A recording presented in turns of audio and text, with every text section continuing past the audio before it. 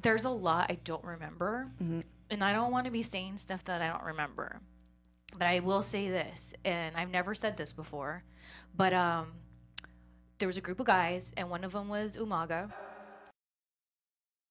So something that I have been known to say forever is it's not about the who, it's about the what. And that's why typically I never say names. I say, okay, these events happen, and maybe I'll tell, like when I tell a story, I'll say, oh, you know, it was a famous wrestler or it was a famous musician, just to show people that just because someone's famous, they shouldn't get a pass. So it's so strange to me that when I was on WPW Weekly on AfterBuzz, I just said Umaga's name. Like, as soon as I said it, I thought, why did I say the name? I've never done that publicly. So, like, I've tried to record this, like, so many times, and I just gotta, like, stop overthinking it, and I just gotta be, like, real. I'm just gonna bare my soul, and everything I'm saying is just my truth, and I am not trying to hurt anybody or dirty anybody's name. I'm just sharing my truth. So, I'm sure you want to know what the hell happened when I was overseas, when I was in WWE.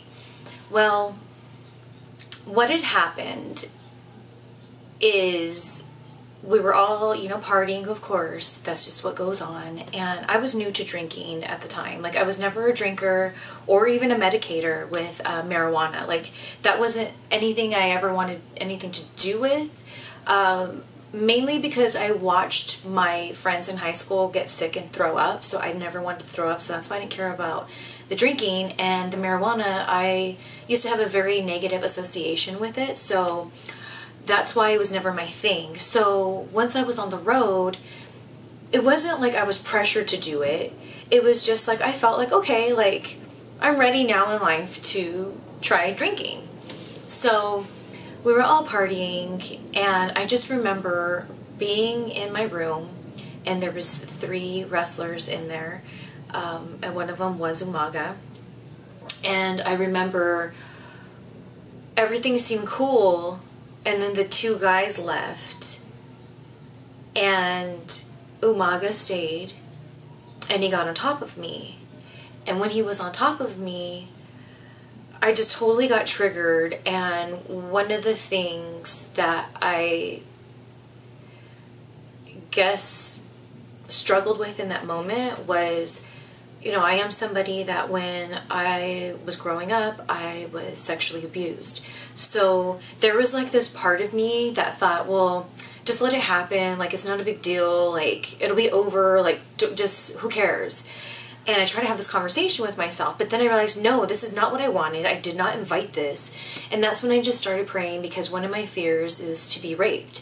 So I just started praying to the Lord, and then all of a sudden I was able to push him off of me. And when he fell on the floor, he just had this look on his face, and then he like cursed me out and then like left. Then the next day at work, this is all I remember. I remember confiding in my friend. I was just telling her, you know, this happened last night, and it wasn't like I was like, oh my gosh, you can't believe it happened last night. It was more like, dude, I don't know what the hell's going on, but like this is what went down last night.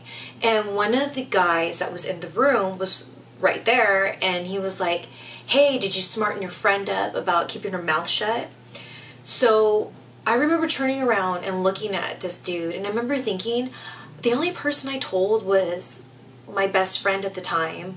So like, where's he getting off, like trying to like punk me out in front of everybody? And so like I went up to him, and for the life of me all these years, I just couldn't remember what I said to this person, except that I said, I didn't tell anybody but her. So like, and then I just like kind of blacked out. So a couple years ago, I believe it was, I can't, like, trying to just get through the story because I don't want to get stuck and down a rabbit hole. Vince Russo had, it was like maybe a year and a half ago, Vince Russo had tweeted something about like, you know, he knew a WWE diva or a former diva, I can't remember, that confided him that she got raped. So I retweeted him and I said, well, I almost got raped overseas. And that wasn't the first time that I've talked about it, because a couple years before is when these suppressed memories came to me. and I just been trying to make sense of everything. So when this exchange of tweets happened with me and Vince Russo, I ended up hitting up my friend because I really don't stay in touch with her these days. So I hit her up to see if she remembered anything that I had told her, because I just wanted to like let it go and be done and understand the situation, right? But she said, you know, that was so long ago. I'm so sorry. I don't remember. And I was like, dang, you know. So then I've just been like trying to figure this whole thing out, right? So then fast forward to the WPW Weekly on AfterBuzz. That was the first time I said his name, and I feel, looking back now, maybe that was because I just want answers. Because I'm the type of person that if Umaga was alive, I would have gotten in touch with him and asked him about this night that happened. And not to, like, earlier in the summer, I had to confront somebody who, when I was younger, tried to sexually abuse me, and the way that they blew me off and made it seem like it was no big deal really set my soul on fire, right? So naturally these other things, these other traumas were coming up, including this night that happened.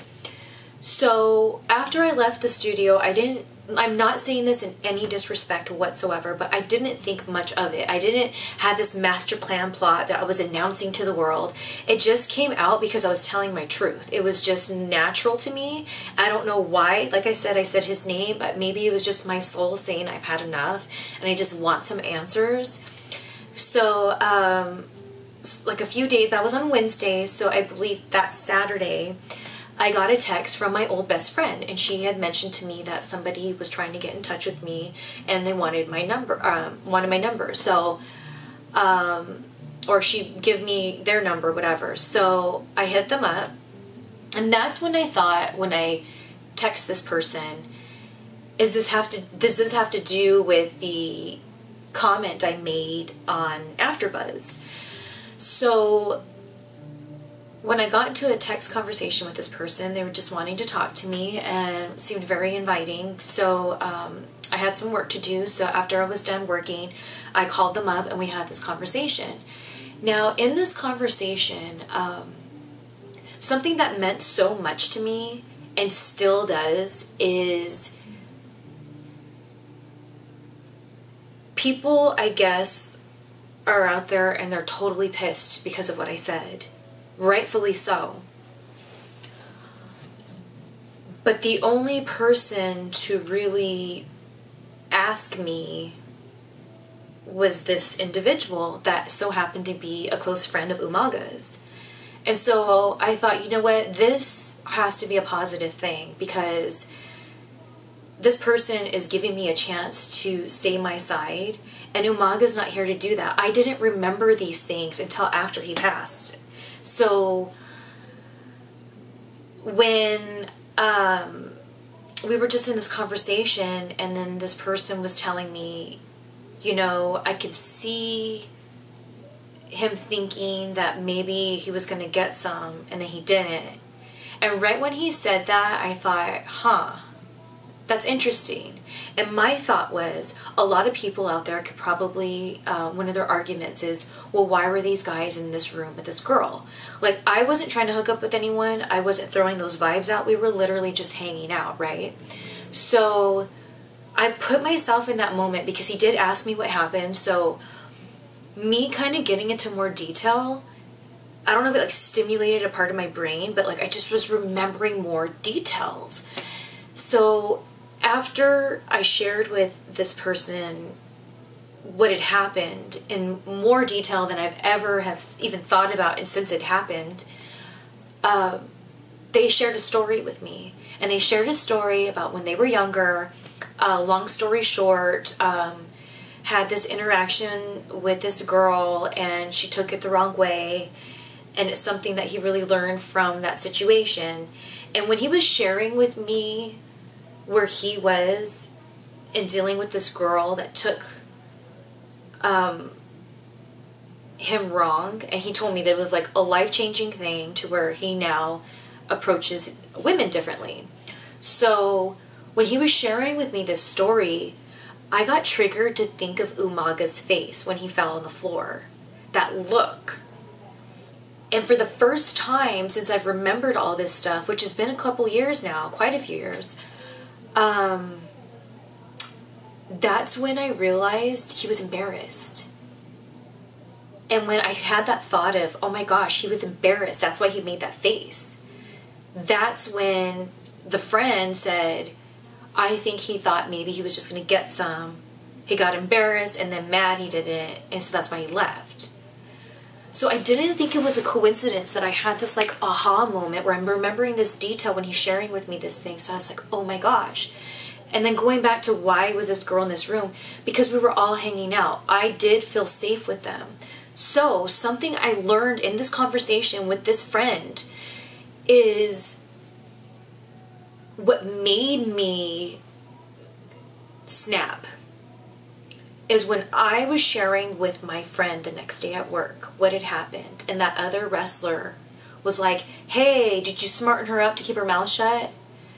That triggered me to think I knew it. They were setting me up. They weren't just being homeboys. They were setting me up. That's what, that I knew it. I knew it. That's why he was on me. They all had it planned. And I think I made up in my head that that was the case. Now, I wish while Umaga was alive, I remembered all this, because then I could have talked to him. I know plenty of people that would have got me in touch with him. But that's just not what happened. For me to finally understand the situation, I had to share my truth a little deeper for this interaction to happen. And I am sorry for anyone that has been hurt by my comment, by anybody that's in his family, that, because I was never out to try to like drag his name into the mud or anything. Like I said, it just came out and I was shocked. And I thought, well, shoot, I can't take that back now. But I was just telling my truth in like the most purest form. I had like my guard down because I felt comfortable with the hosts. And I thought, okay, cool, like let's get into it if they were going to ask these questions. So I literally apologized for that.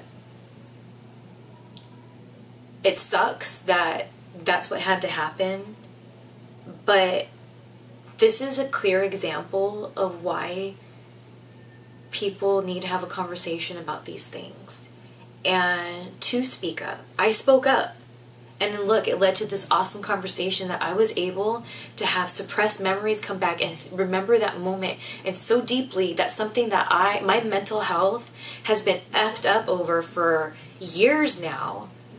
I'm finally able to heal and begin that healing process within myself because I said something. So I don't regret saying anything. I regret any hurt that I brought anyone, because that sucks and I don't want to do that. Like, that is not my intent.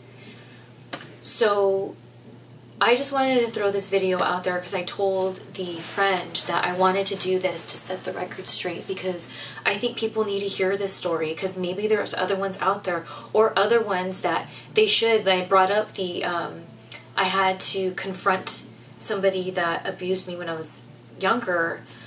It was so crazy because that threw me in this like whirlwind of like just this injustice, you know? And I feel like this is a good example of don't be afraid to say anything, but also don't be afraid to have a conversation, because we had an adult conversation. It was proactive, and now we can all move forward from this. And again, anyone in his family, anybody that's close to him that you're pissed at me, I get it. And if you're forever pissed at me, I totally get that too. But I just want you to know, like, I really, truly do apologize. Like, that was not my intent, like, at all. And I thought about disabling the comments for this video, but then I didn't want people to think I was afraid to have a conversation about it. But I'm not going to continue to drag it out. Like, there's no more to be said. I shared my truth. I was able to have more clarity on what was going on. I'm owning up to that. I'm no longer going to say Umaga tried to rape me, because I don't think he did. I think we were all partying, and I don't think what he did was right. I'm not saying what he did was right, because I did not invite it.